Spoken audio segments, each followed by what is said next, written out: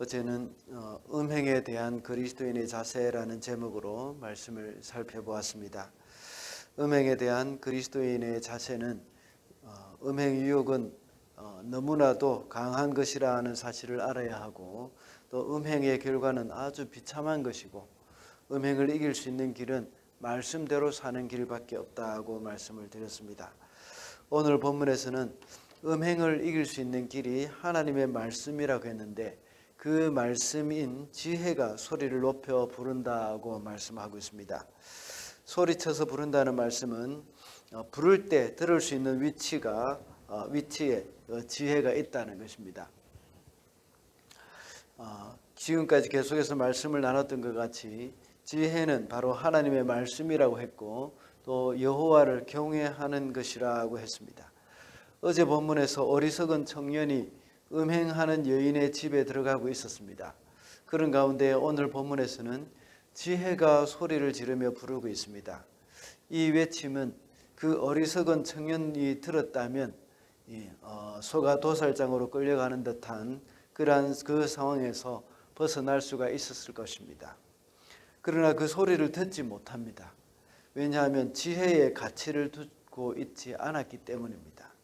지혜 있는 그리스도인이라면 이 세상에서 살아갈 때 어리석은 사람들과 같이 살지는 않게 될 것입니다. 그래서 오늘은 이 지혜를 대하는 그리스도인의 자세라는 제목으로 말씀을 살펴보겠습니다.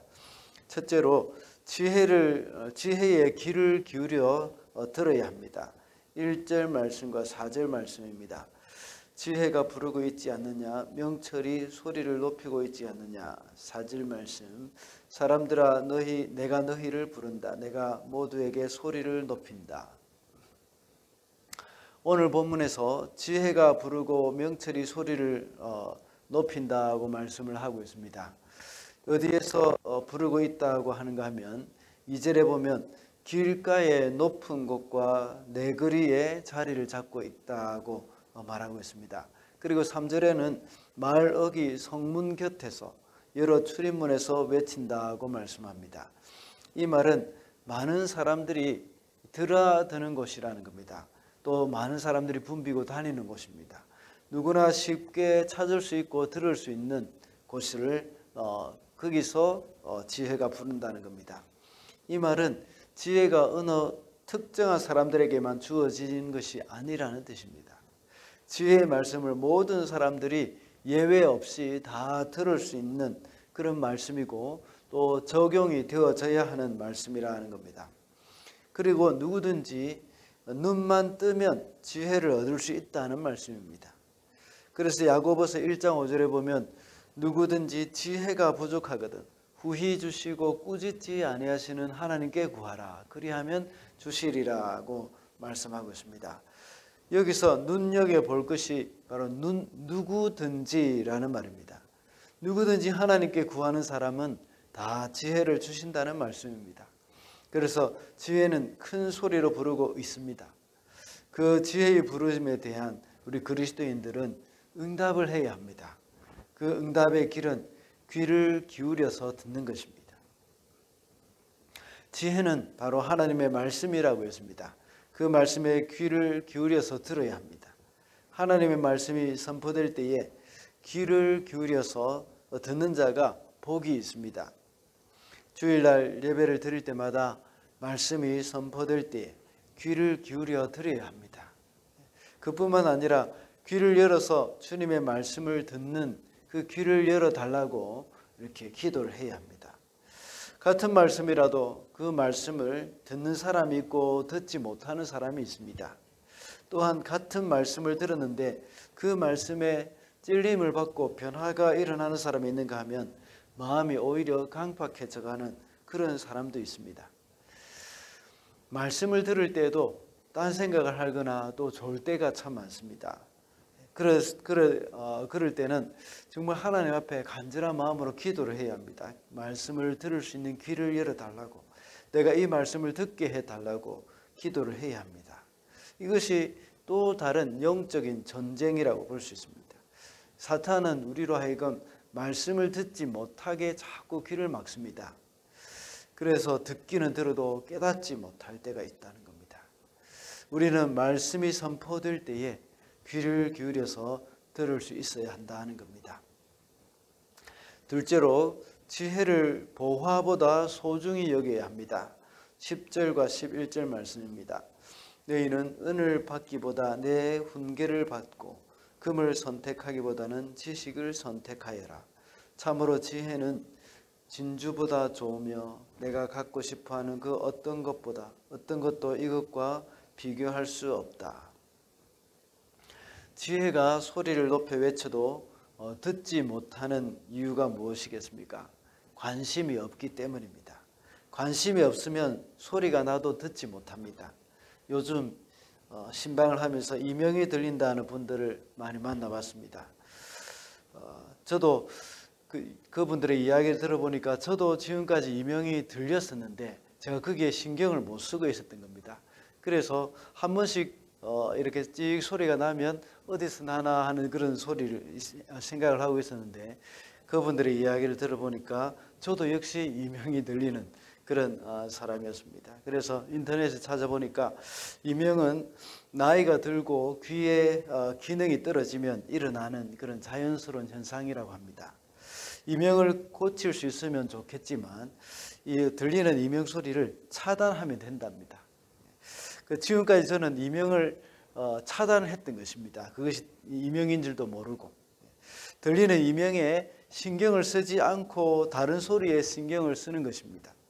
찬양을 듣든지 설교를 듣든지 또 그것을 들으면 우리는 우리의 신경이 이명을 차단해서 들리는 이명이 없다고 한다는 겁니다.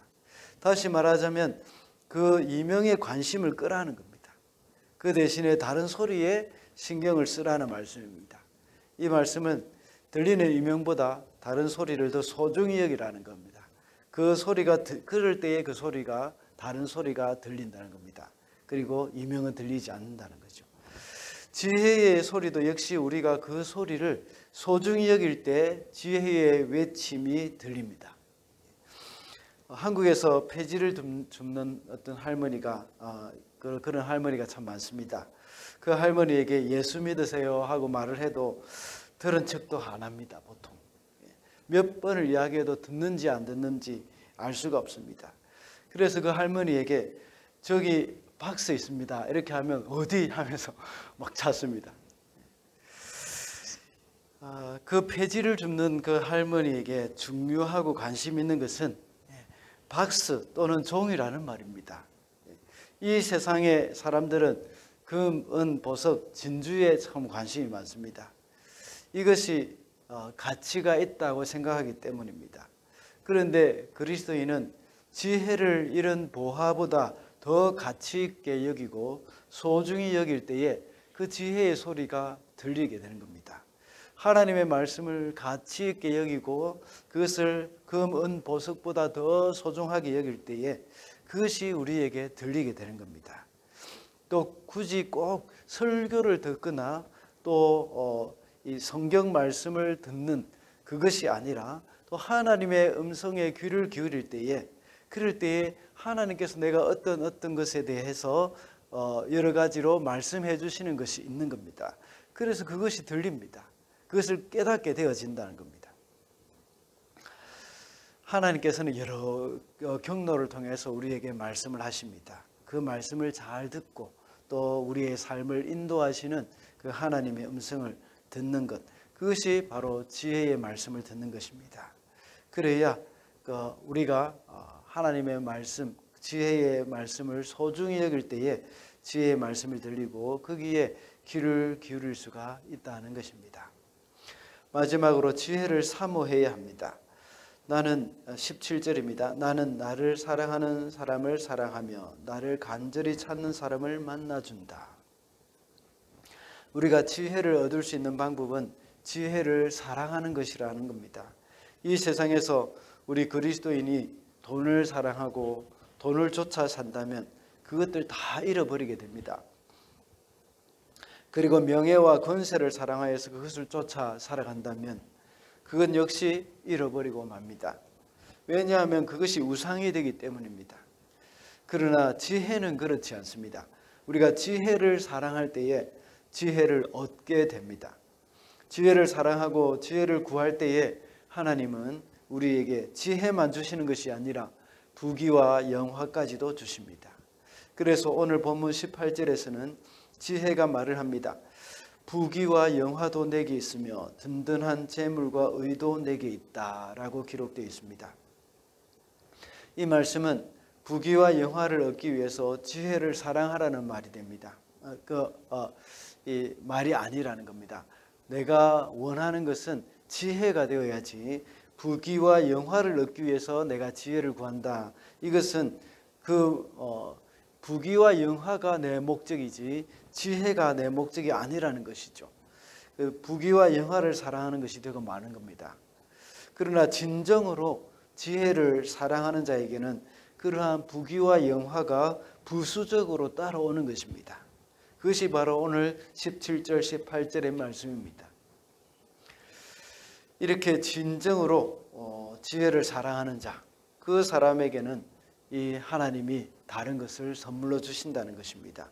그래서 예수님께서도 역시 마태복음 6장 33절에 보면 먼저 그의 나라와 그의 의를 구하라고 말씀하고 있습니다. 그리하면 이 모든 것을 너희에게 더하시리라고 말씀합니다. 이 말씀과 동일합니다. 우리가 하나님의 나라와 하나님의 의를 구하기 전에 이 모든 것을 구한다면 그것이 우리의 손에 들어오지 않습니다. 그러나 하나님의 나라와 하나님의 의를 구할 때에 다른 모든 것은 부수적으로 따라오는 것입니다. 이와 같이 우리가 지혜를 사랑하는 것, 그것이 바로 먼저라는 것입니다. 그만큼 우리가 지혜를 최고의 가치로 여기고 그것을 사랑할 때에 하나님께서 지혜를 주실 뿐만 아니라 부귀와 영화도 함께 주신다는 것을 오늘 말씀을 통해서 알 수가 있습니다. 말씀을 맺겠습니다. 오늘은 지혜에 대한 그리스도인의 자세라는 제목으로 말씀을 살펴보았습니다. 지혜를 대하는 그리스도인의 자세는 지혜에 귀를 기울여야 하고 그리고 보화보다 소중히 여겨야 하며 지혜를 사랑해야 한다고 했습니다. 오늘도 지혜를 간절히 구하는 저와 여러분이 되시기를 바랍니다.